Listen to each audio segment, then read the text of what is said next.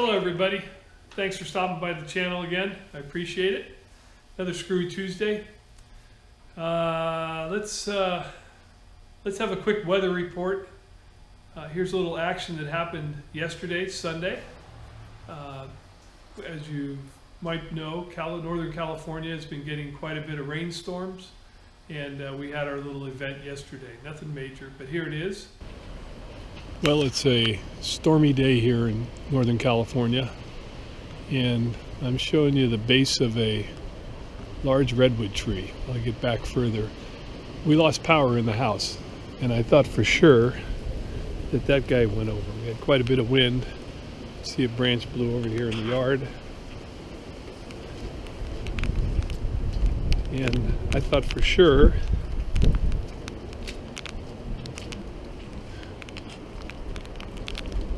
that redwood, let's see if I can find something plumb.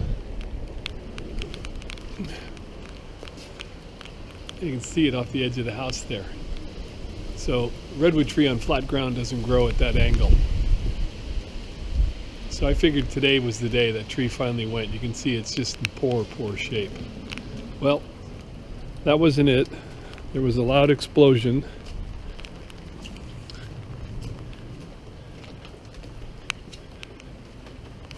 And what we got there, you can see it there, a branch fell off of one of those trees and shorted out the high voltage power system there. So we're without power right now. A nice stormy day.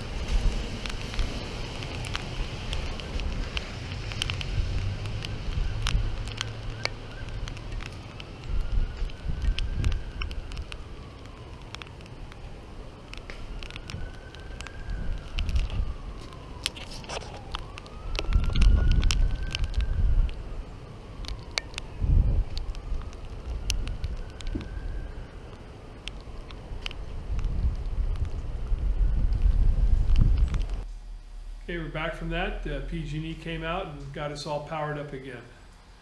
So behind me here is the reed surface grinder. We're going to do a little walk around. You know, I told you a couple of videos back that I made a mistake and I broke the belt, and I think that was a good thing. As you know, we did another video where Carl did some flaking for me, and we really diagnosed that we were having an oiling problem on the crossfeed on the table. So I looked at taking the complete table off, which is quite an event, and so I thought, well, let's try the lesser of evils and let's replace the pump. So here's the stock pump that was on the unit. And if you were to disconnect it, it would pump. And if you went up inside the bowels of the machine and disconnected a line, it would pump. But it just wasn't getting enough oil to those couple of ways. So I said, well, let's try a different pump. So I have another pump, one-shot lube pump. And I went ahead and connected it, and it's night and day on the oiling up onto the ways. So I'm going to grab the camera, and we're going to take a walk around, kind of an update of what I've been doing here in the shop, and that'll be it. You'll have to pardon my handheld walking around, but that's where we're going to do it. And then I want to follow up with one closing item here. So this is Screwy Tuesday, I think number 97, which that's 20, I think it's 22 months now, almost 2 years of producing a video every week. And I think I'm going to change the format, and you may see a video on Tuesdays, you may not. I may take a little hiatus here and maybe become more project oriented and try to put projects together. So if you show up on another Tuesday and I'm not there, I'm alive, but just changing the format. And again, I really appreciate the patronage, support, friendships of the people that do watch my video every Tuesday. There's been some great friendships developed, and a lot of those is what's motivated me to be there every week for you. And I'll still be here, but just maybe taking a little time off. We'll see. So let's take a walk around, show you a couple things that I've been doing, and we'll see where that takes us.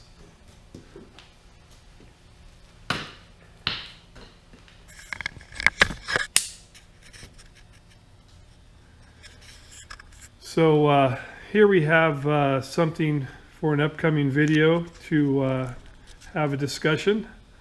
Should I show you guys?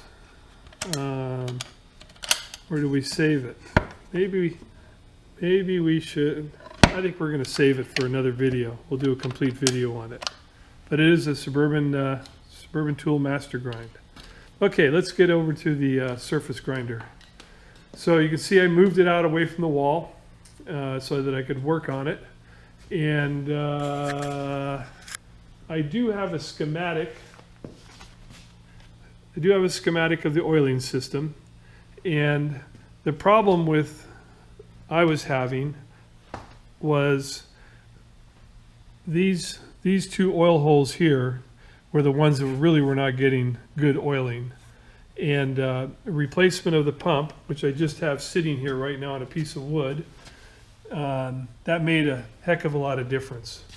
So fooled around with a little paper template. I'm going to pick up the original holes and then hang this guy right there. Come through that hole with the new tubing. Picked up new copper tubing for it.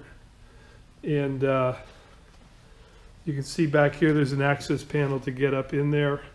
And I'm not going to crawl down there to show you anything.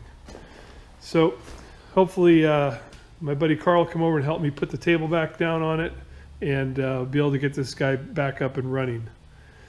Why I'm here, we're going to walk over here. So earlier I put on my pair of coveralls, and interesting enough, I found something. Yeah.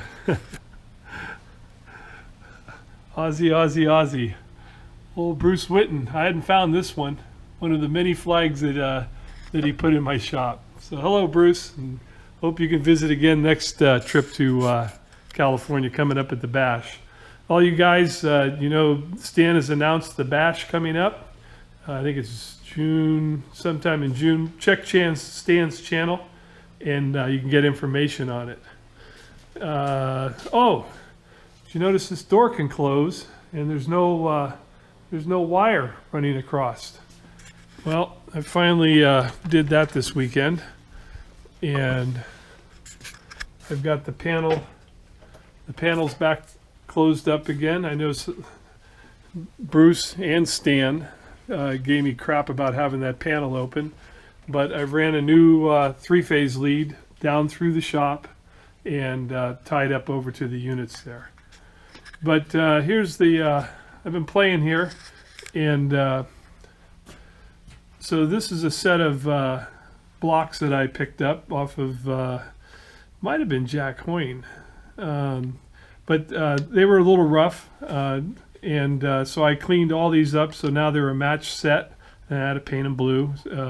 Some fella's name Chip built those, but now they're a complete match set of 6 blocks.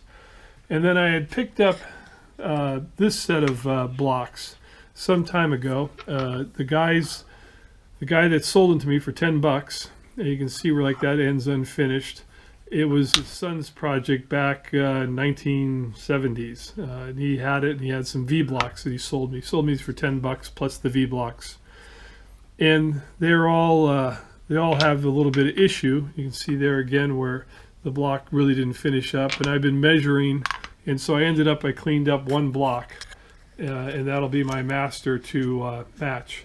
So this guy is square.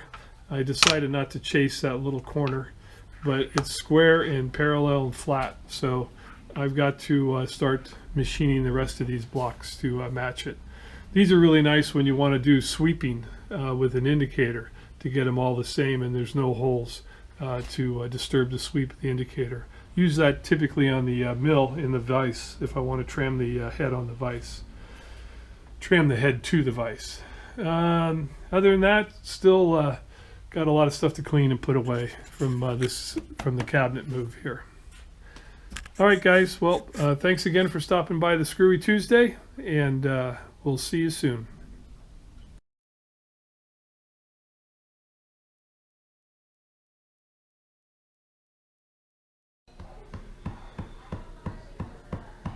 What? Huh?